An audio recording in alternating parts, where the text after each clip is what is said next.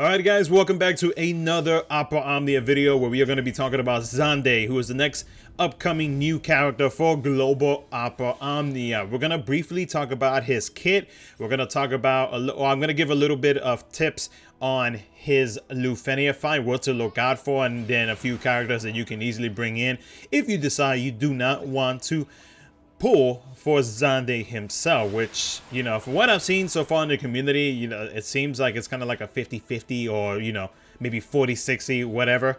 But I'm still going to talk about him to kind of give players an idea of like what it is that really that you should be looking out for. The gameplay that you see in the background, it is Jack's Lost Chapter Lufenia, where we have Xande himself. Now the Xande in JP is pretty much what you are going to be getting in Global. He has not got his he has his level 80 crystal, but he has not gotten his LD extension or anything like new ever since his initial release 8 months ago. So this is somewhat of an accurate gameplay of what kind of damage potencies you can see, especially going up against these jellyfish Genova looking things, where they can reduce a good amount of brave damage. Xande is actually doing pretty well, and that's also because we have Yuffie on the team with her debuffs that she now has because she just got her LD and her rework. So he is getting some help from Yuffie's debuffs. But other than that, though, I mean, with him having his self-enchant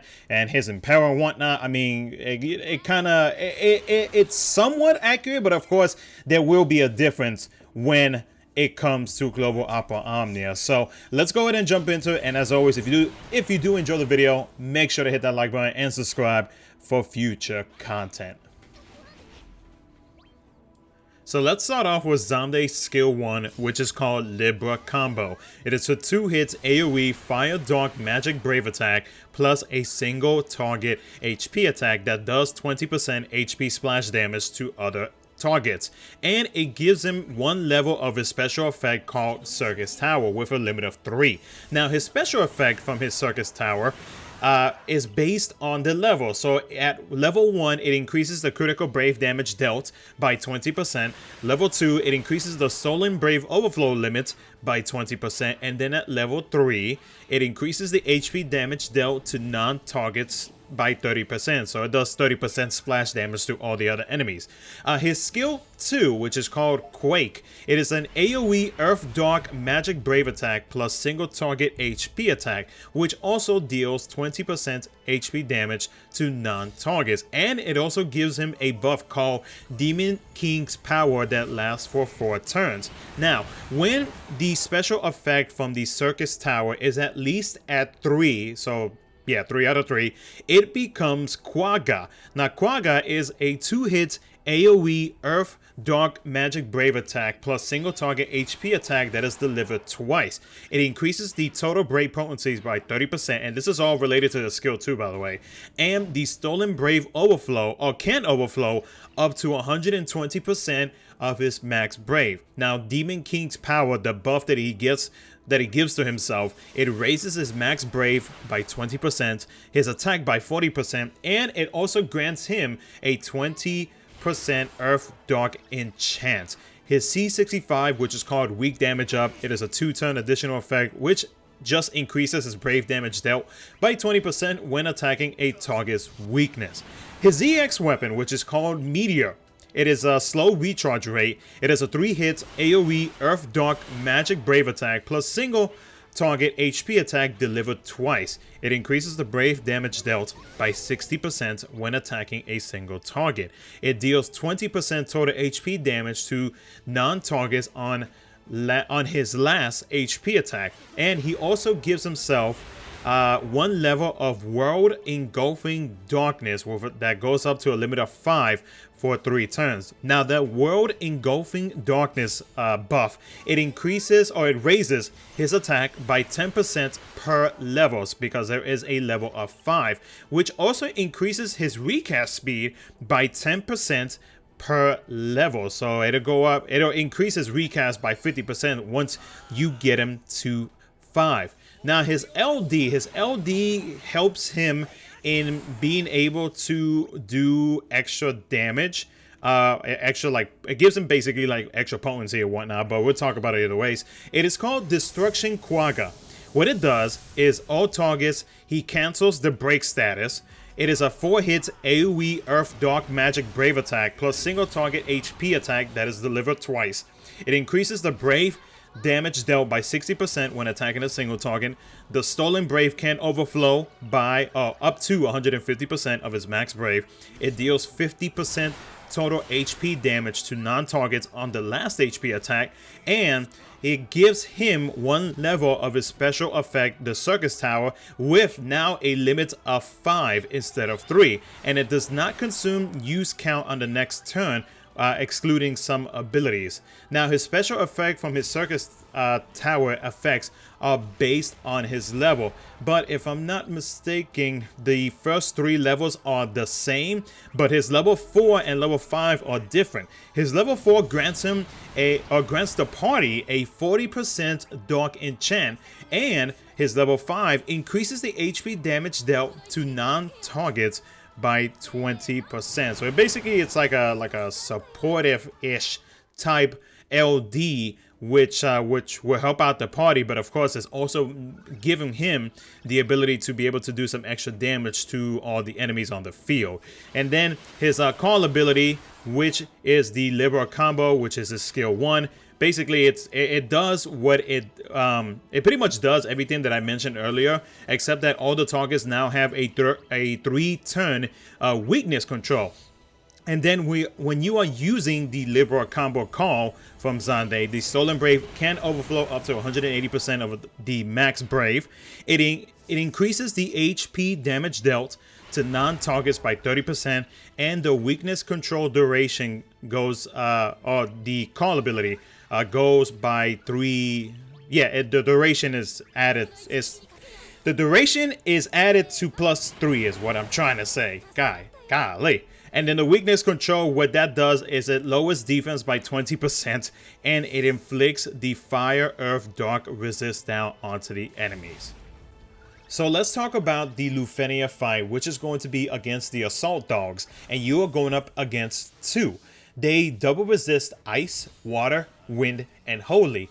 At the start of the battle, their Lufenia orb will be up, and it goes away whenever you get it under 80%. But the orb does come back at 60% of its, or once you get it under 60% of its max HP. The only way to be able to increase the Lufenia orb is to deal dark type damage, and the orb, the max count for the orb is going to be at 20. So you pretty much have 20 turns if you don't let them make a move to be able to knock them out and be able to defeat this Lufenia fight. Now, some of the stuff that you need to look out for, especially when going up against these dogs, is they give themselves a shield, and they also come out with an aura that is an indication that they are going to hit you with a nasty AoE attack. Now, that shield appears, or will appear, at 80% and at 60%. 80% whenever the Lufenia orb goes away, and 60% when the orb makes its return. Now, with the aura, there is a slight bit of damage reduction, but it's not anything major. So when it comes to trying to get rid of that shield, it shouldn't be too much of an issue. Now, obviously, with the Lufenia fight having to increase the aura via dark damage, you have a few options, but you also have an extra option when it comes to the global side, which is Vivi. Vivi now does dark damage as well, so that is another option to have to bring into team comps so that you have some control of that Lufenia orb. Of course, obviously, you could bring Xande to the fight. You could also bring Leon as well, but I didn't see too many videos when it comes to people using Leon, but he is still an option to use when it comes to dark type, or I guess like dark brave damage. Now, one thing to know, one little tip as well, is that if you paralyze them, if you paralyze them and their turn goes off, the Lufenia orb actually does not go up. It stays at whatever number it actually is at. So that's another tip to know. So if you want to bring options like Cloud, who of course is going to be synergy for the fight, you can also bring Rajin. Rajin has that Imperil/enchant, so that way your party can be able to do more damage. And he also has that paralysis after you get a certain amount of stacks, which I believe is 3 stacks, 3 or 4 stacks, one of the two. Now, I have also seen some videos of people being able to do this fight without dealing any type of brave damage aside from summon, because obviously we have Diablo's summon, so you can bring that summon to be able to have some control over the Lufenia orb, but it does require you to have at least one burst user to be able to do that. But of course, I mean, hey, I've been proven wrong on many things that I have said in the past before. So, I mean, it would not surprise me if somebody is able to do it without having a burst. So, hey, if you're able to do it, let me know, because I would like to see gameplay of it. But aside from that, though, you know, you have to worry about the shields. You have to worry about the orb, but the orb is not too much of an issue. You have to worry about the nasty AoE attacks. So delay is also a good option. Delay units like lightning, Aranea. I mean, you could potentially use it, but I don't really see people using Aranea because, I mean, you know, lightning. Who doesn't want to use lightning? So lightning is a good option for delay as well. And then of course there's a couple other delay units that you can bring into this fight to be able to not let them hit you. Of course, for like say tanking purposes, if you don't have any delay units, or if you choose not to delay these enemies, you have Bosch. Bosch should be able to handle the AoE attacks that they deliver.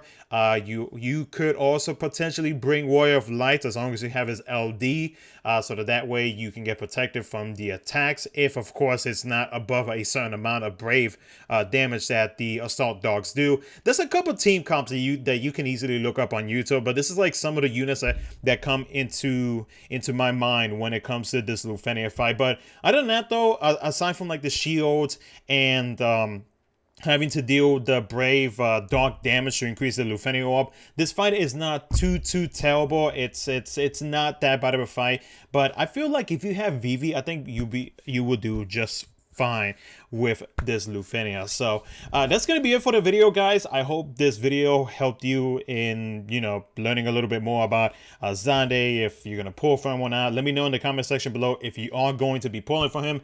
Other than that, that's gonna be it for the video. Thank you so much for watching. Like, subscribe, do all that good stuff, and I will catch you guys in my next video.